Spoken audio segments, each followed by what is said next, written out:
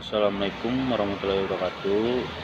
Saya Fabius Berduyan, NPM 19106312 kelompok 6 tentang hakikat paragraf. Ya, saya akan mempresentasikan hakikat paragraf, yaitu ada pengertian paragraf. Pengertian paragraf merupakan sebuah kumpulan dari kalimat-kalimat yang berisi tentang satu ide pokok atau gagasan utama. Dan yang kedua ada unsur dari paragraf, yaitu ada topik atau gagasan utama, kalimat utama, dan kalimat pendukung dan transisi. Topik utama atau gagasan utama yaitu unsur yang paling penting karena unsur inilah yang menjadi jiwa atau isi dari keseluruhan paragraf. Kalimat utama, kalimat yang mengandung suatu gagasan utama yang diletakkan secara tersirat. Kalimat utama ini sifatnya umum.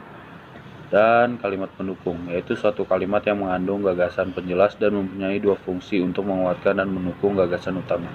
Dan yang terakhir, transisi. Kalimat di dalam paragraf disusun dengan menggunakan transisi atau konjungsi. Ada dua macam konjungsi yang bisa dipakai, yaitu di intrakalimat, yaitu kata sambung yang menghubungkan antara indok kalimat dan anak kalimat. Contohnya yaitu dan, tetapi, karena, agar, dan lain sebagainya. Kedua, konjungsi antar kalimat, yaitu sebuah konjungsi yang menghubungkan antara kalimat-kalimat yang ada di dalam paragraf.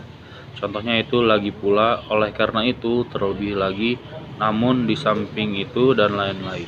Dari paragraf. Paragraf yang baik merupakan paragraf yang dapat menyampaikan pikiran dengan baik kepada pembaca. Adapun syarat dari paragraf yakni harus mempunyai syarat-syarat sebagai berikut. Yang pertama, satuan atau unity. Yang dimaksud kesatuan yakni suatu paragraf harus dibangun dengan satu pikiran yang jelas. Satu pikiran tersebut diuraikan ke dalam bentuk pikiran pokok dan beberapa pikiran jelas. Hubungan pikiran yang satu dengan pikiran lainnya menandakan bahwa paragraf tersebut sudah mempunyai kesatuan. Kedua, kepaduan, koherensi. Kepaduan terwujud dari hubungan kompak antar kalimat pembentuk paragraf. Kepaduan yang baik terjadi jika hubungan timbal balik antar kalimat wajar dan mudah dipahami. Ada beberapa cara supaya paragraf mempunyai kepaduan yang kompak, yakni dengan memakai kata ganti, kata penghubung, serta perincian dan urutan pikiran.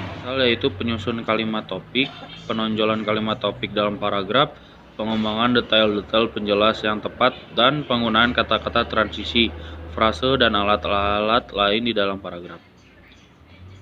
Fungsi dari paragraf. Pertama, yaitu berfungsi untuk mengekspresikan gagasan dalam bentuk tulisan dengan memberikan suatu bentuk pikiran dan perasaan dengan serangkaian kalimat yang tersusun secara logis dalam suatu kesatuan. Kedua, berfungsi untuk menandai peralihan gagasan baru bagi karangan yang terdiri beberapa paragraf. Ganti paragraf berarti ganti pikiran juga. Ketiga, berfungsi untuk memudahkan dalam pengorganisasian gagasan bagi yang menulis dan memberikan kemudahan pemahaman bagi pembacanya. Keempat, berfungsi untuk memudahkan dalam pengembangan topik karangan ke dalam satuan unit pikiran yang lebih kecil. Kelima, berfungsi untuk memudahkan dalam pengendalian variabel, terutama karangan yang terdiri dari beberapa variabel. Ciri-ciri dari paragraf. Pertama, bertakuk atau letaknya agak dalaman ke dalam 5 ketukan spasi untuk jenis karangan yang biasa. Kedua, paragraf menggunakan pikiran utama yang dinyatakan dalam kalimat topik.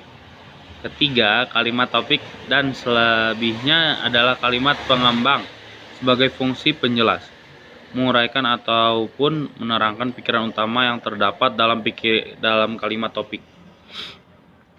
Keempat, paragraf menggunakan pikiran penjelas yang dinyatakan dalam kalimat penjelas. Kelengkapan. Suatu paragraf dikatakan lengkap jika berisi kalimat-kalimat penjelas yang cukup untuk menunjang kalimat pokok.